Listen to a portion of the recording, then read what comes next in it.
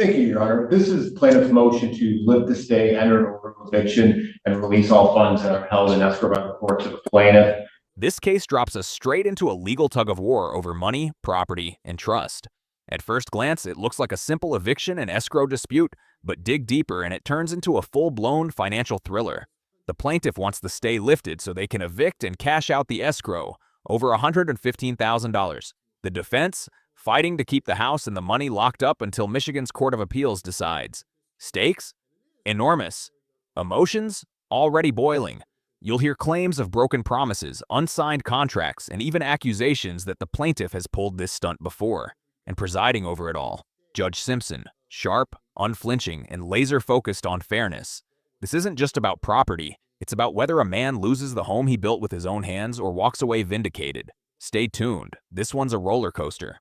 This is the way a quick background. This case was filed in October of 2020. This court entered a judgment in November of 2020. However, there was an escrow order put in place at that time because there was a circuit court action that was filed challenging the title. That circuit court action now has been fully disposed of, which I attached as exhibit.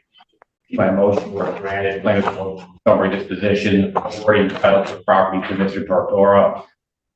Therefore, since this stay was only until the disposition of that case, which now it has been, I'm asking the court to lift the stay, to enter the order of eviction, and to release all funds held in escrow to plaintiff Patrick Tortora.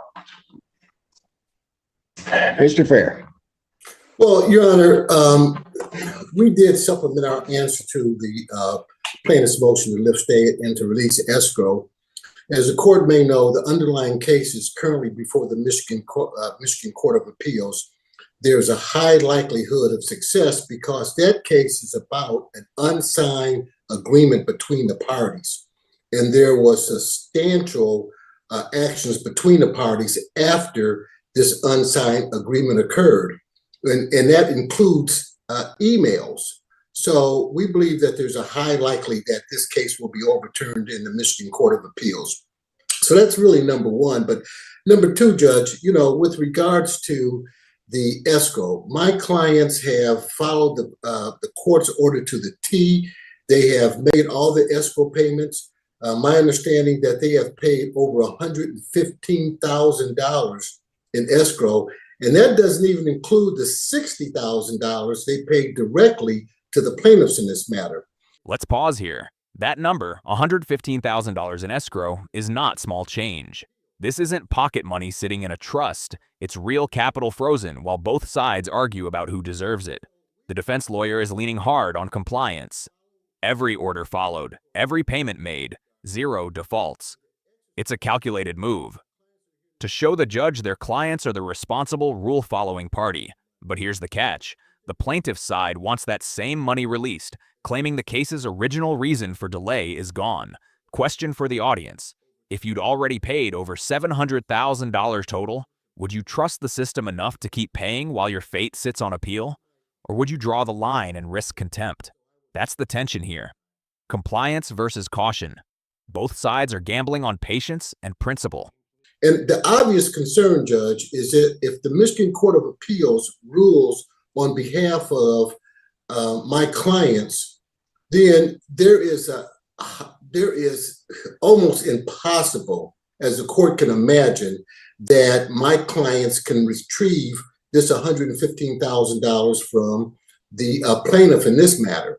I think the prudent course to take, since my clients have complied, since we're talking about a substantial amount of money, since this case is currently before the Michigan Court of Appeals, that the court exercises its discretion and continues with the stay and holds on to the escrow pending the outcome of the Michigan Court of Appeals case.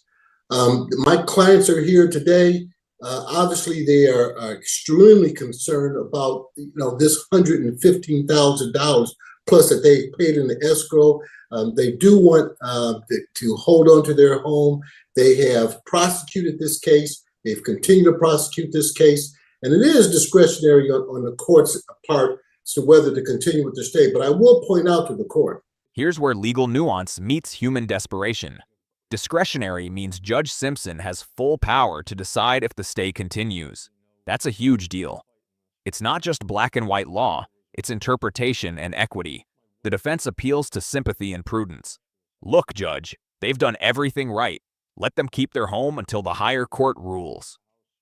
It's a smart emotional pivot, setting the stage for the clients themselves to speak next. The strategy? Humanize the paperwork. When you bring emotion into a financial fight, the narrative shifts from numbers to faces, from defendant to family. Viewers, take note. This is where courtroom persuasion goes beyond statutes. Sometimes the winning move isn't another legal citation, it's authenticity. That we did go before the circuit court with regards to a stay of the court's decision that was before the Washington Circuit Court. And the judge's position, which is rightly so, that the stay is automatic in the circuit court when you're going to the Michigan Court of Appeals. So from the court's position, it was like, there's no need for a stay. There is a stay. And so we would just ask the court to follow what the circuit court has done with regards to the stay and to exercise its discretion. My clients are here today to show the seriousness in it, and it is a substantial amount of money.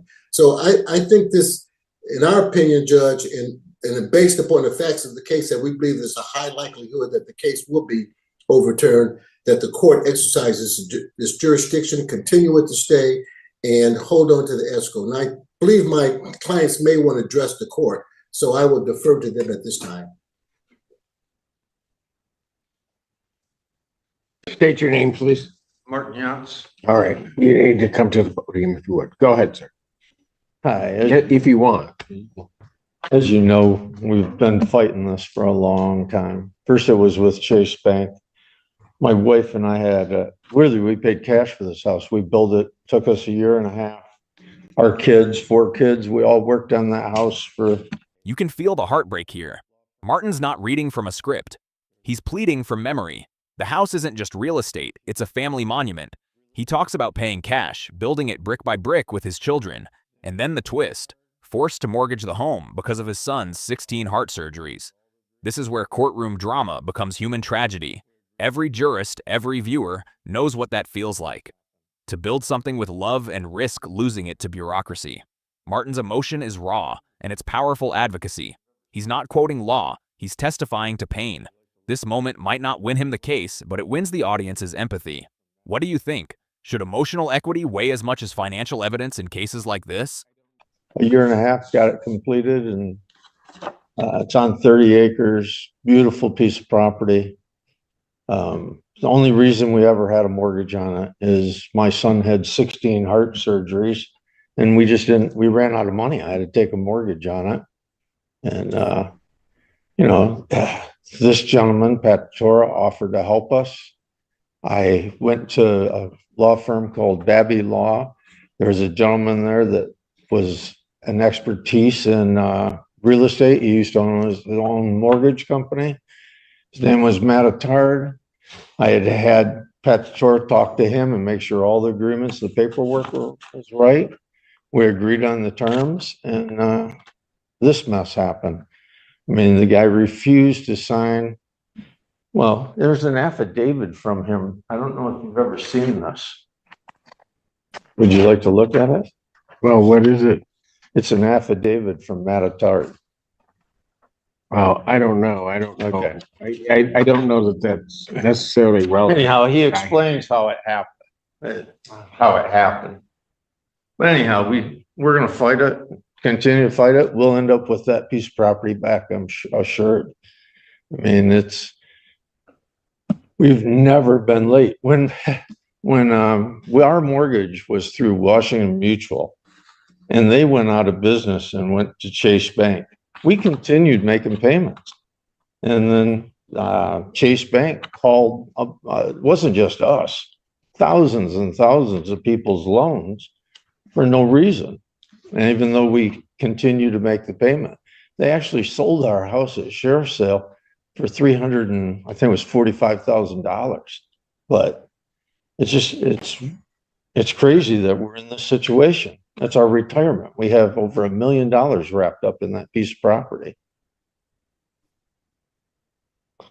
That's really all I would say, Judge. Your Honor, if I may add, that affidavit that Mr. Yance was making reference to was the affidavit of an individual who was at the closing for this property with Mr. Totora, the plaintiff in this case.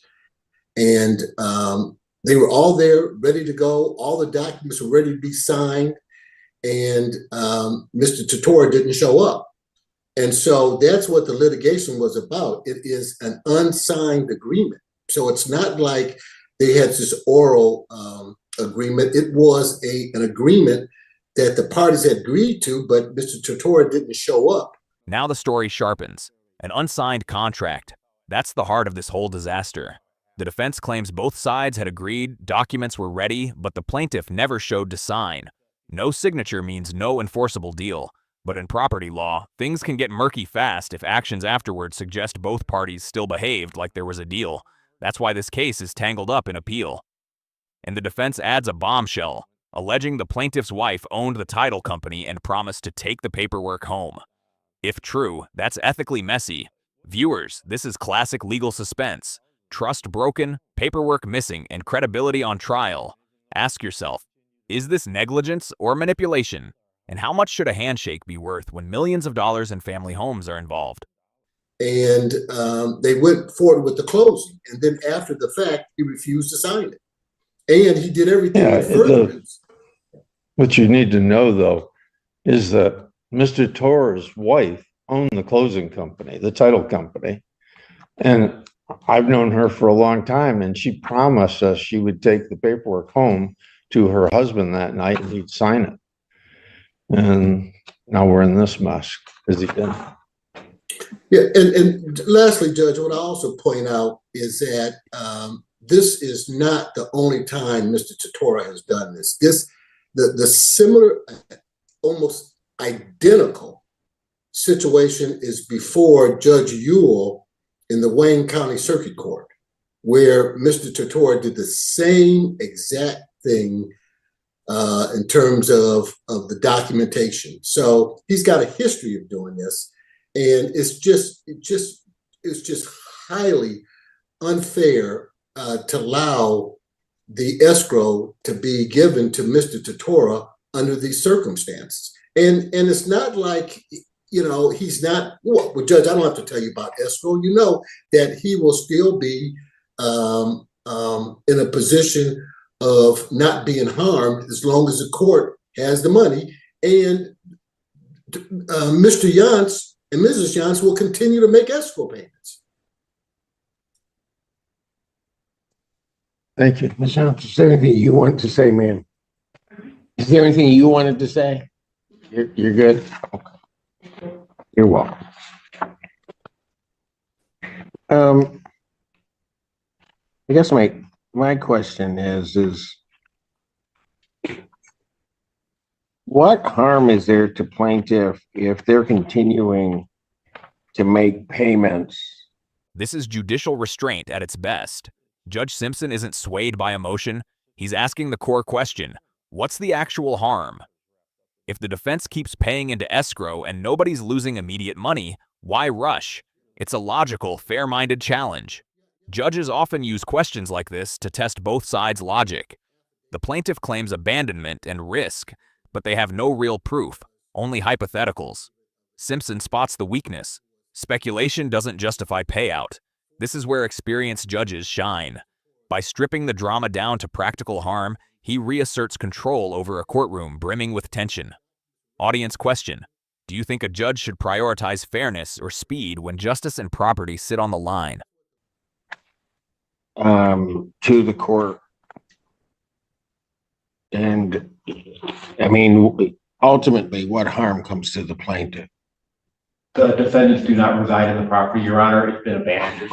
The concern is for vandalism or any damage or anything else that could happen when you have a residential home that has no one in it and no one looking over it. I've been going there every day for 5 years. I go there every single day.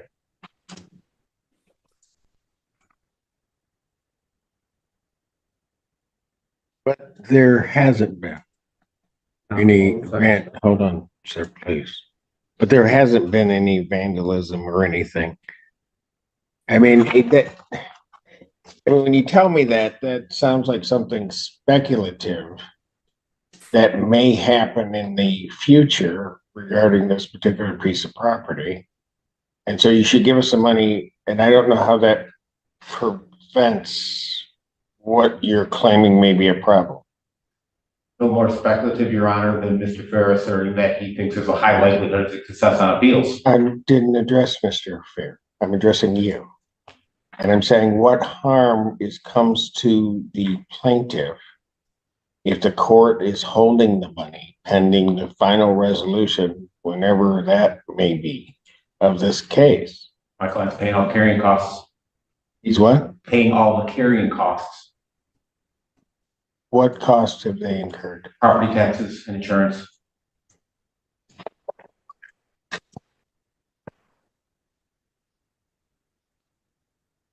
And how much is that? I don't have the exact number in front of me, but it is in excess of the escrow payments.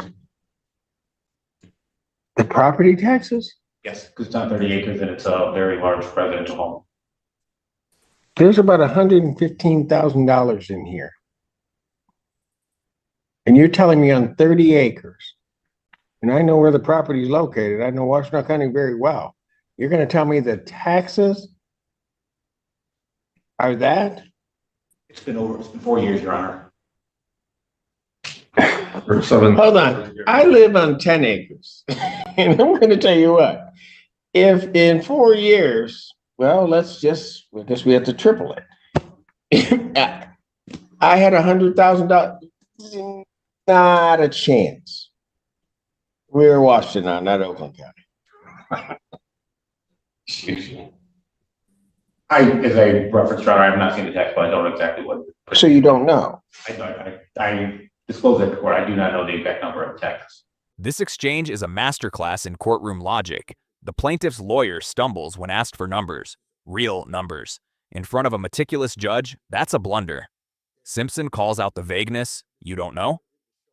Translation, if you're asking for money, you better have math.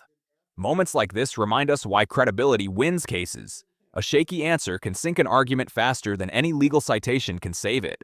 The judge even injects personal experience. I live on 10 acres. A subtle way to ground the debate in real-world sense. This isn't bias, it's perspective. Judges who understand context are lethal to weak logic. Viewers, remember, courtroom success isn't about emotion alone. It's about details that survive scrutiny. I just don't, can you give me any other harm? I mean, these folks are convinced enough in their position that every month they've been paying. I would know, I have what seems like thousands of escrow orders.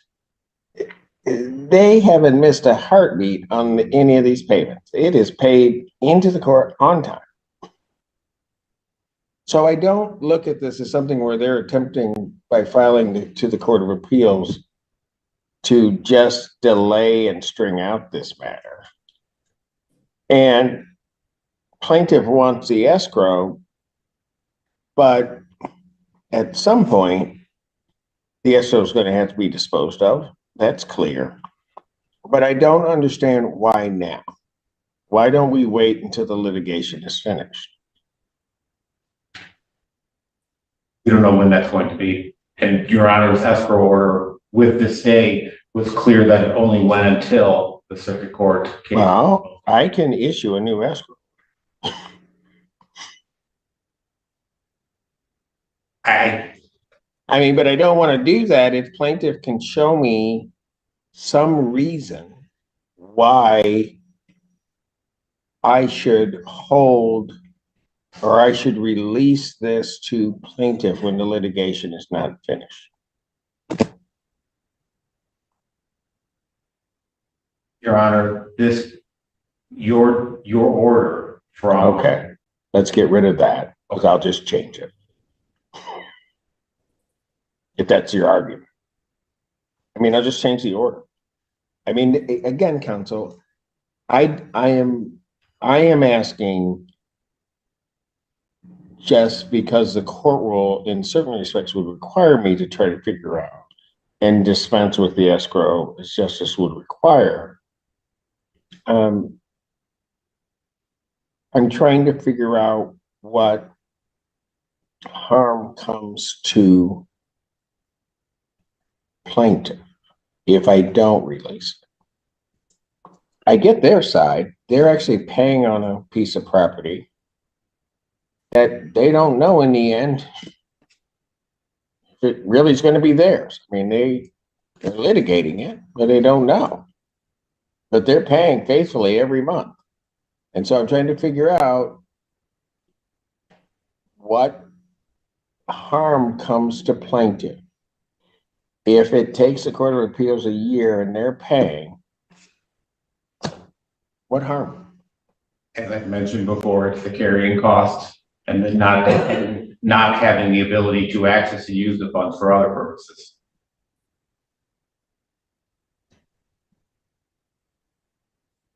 But I don't know that it will be the plaintiff's to use, do I? It is a plaintiff's to use. What, by just your pronouncement? I mean, how do I know in the end of the litigation that it will be plaintiff's, that the escrow would be released to the plaintiff? Because that goes to the carrying cost of what my client has paid for over the 4 years of the litigation.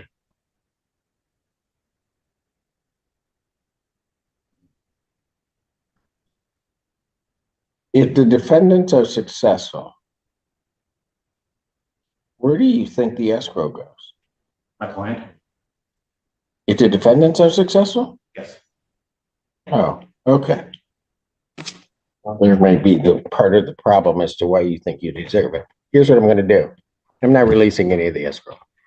What I'm going to do is Mr. Fair, you'll prepare an order to this effect that will indicate that the escrow will continue to be paid by the defendants in this case to this court. That the escrow will not even be considered to be released until such time as the highest court that this case is appealed to has ruled. I want it specifically in that language so that everybody doesn't have to come back here running up attorney fees, asking me to do something I'm probably not going to do. This is the ruling crescendo. Judge Simpson finally draws the line. No escrow release until the highest court rules. It's decisive, cautious, and unarguable. By freezing the funds, he prevents irreversible harm to either party. This is procedural fairness in action. It's not flashy, but it's the mark of a disciplined judge who prioritizes judicial economy over emotional pressure. He even anticipates future disputes, telling counsel to word the order so no one has to come back running up attorney fees. That's efficiency. For viewers, this is what balanced justice looks like. Patience over panic. It's frustrating for both sides, but protects the integrity of the system. Would you call this cautious wisdom or bureaucratic delay? Thank you, Your Honor. Your Honor, this has nothing to do with the case. Your Honor, I want to make sure the same amount. You didn't mention that on the record. It's the 2,500. Yes. Yes, sir. Years ago, can I ask you a question? Do you remember years ago, a girl on a Friday, I can't remember how many years ago, it was probably 15 years ago, coming in here and asking you were in your chambers, you were the only one left, about a black jet passing her? A black jet? Passing her, a car, but she called it a black jet. No, I just wanted to know her name. She came and specifically talked to you. And what it was an alarm went off at my building in Plymouth, and I was speeding to get it. I got pulled over by Washington County. But I passed 3 young ladies from this court. This was 2 o'clock in the morning when the alarm went off. And thank God you were here that Friday, because my court date expired that day and I would have had a warrant out for me for the thing. And she came to you, but I always wanted to thank her, but I don't know who she is. I can't recall it specifically, sir. But you got it handled all over the phone. It was pretty cool. Right. Thank you. No, thank you for that. Thanks, Your Honor. I'll prepare the order. Thank you. Thank you, sir. Thank Have you. a good weekend. You do the same. And that's how it ends. Quietly, almost anticlimactically, but with enormous consequence. Judge Simpson leaves both parties in limbo, but legally safe. No eviction, no payout, no shortcuts. The money stays locked, the fight moves up the chain, and the case remains a cautionary tale about trust, documentation, and patience. The takeaways? Never rely on unsigned agreements. Always know where your escrow stands. And if your opponent has a reputation for legal tricks, record everything. This courtroom wasn't about villains or heroes. It was about navigating gray zones where paperwork, promises, and human desperation collide. If you found this case as shocking as we did, make sure to hit that like button, share your thoughts in the comments, and don't forget to subscribe for more jaw-dropping courtroom breakdowns.